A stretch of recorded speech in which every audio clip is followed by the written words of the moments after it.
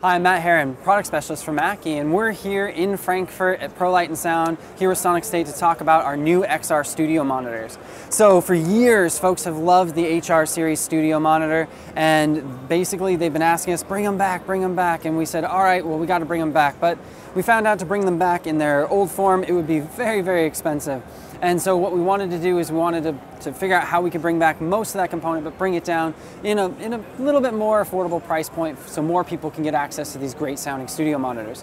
So with this system, we have our XR 624 and we have our XR 824. So this is a 6.5 inch driver, this is an 8 inch driver. They both have the same wattage and they're built right in. So this is the same logarithmic waveguide that was in the original XR 824s. So we kept that the same. So we did do some updates. So I will let you know we updated. This is a Kevlar woofer now, and this is an aluminum tweeter with the added juice we tossed in there. And we'll flip this around, give you a nice look. So we got rid of the passive radiator. So if you remember, the original HR had a passive radiator, and that was what a lot of the cost was. So with this, we wanted to bring back, we wanted to port it because we had to port it, but we decided instead of going with a round port, we chose this elliptical style port. The benefit of this is this helps reduce the amount of turbulence coming out of the back of the speaker, allowing us to get a little bit closer to the wall than we would have with like a normal rear ported speaker. So it kind of would work better in like a home studio kind of environment. Right, it works great in any studio, and especially in situations like you'll notice here where we kind of have to have the speakers fairly close to a wall. It really helps reduce the amount of low-end buildup you would get in the system. Now also I want to let you know that this is a J-port design, so the port actually goes inside and kind of swoops down. Again, to reduce the amount of turbulence, we want very little air to come out of the back there so we don't get low frequency buildup. So we also have our voicing options, our room options here. So we have whole, half, and quarter space, which those correlate here, you'll notice. So if you're tossing your speakers in the corner, whole space, or it's in the center of the room, if you're in against a wall, you want to do half space, and if they're stuck in the corner, kind of like we have here, you may want to switch it to quarter space.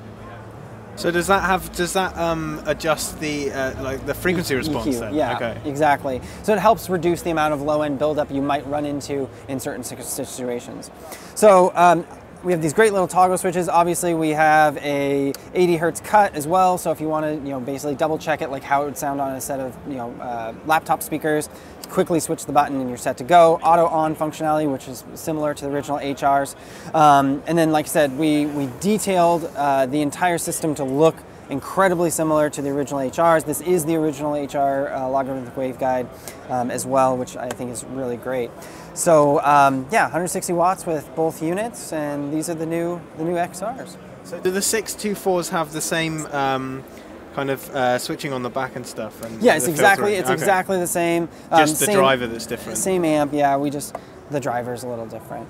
So these will work. They're universally powered, so they should work anywhere in the world. You simply flip the switch, and like I said, these guys are really great. I'd love to have you listen to them. So definitely check out a dealer near you, or go ahead and check out Sonicstate for more details. So what would be the price point on both of those? US, I believe, is $399 and $499 a piece.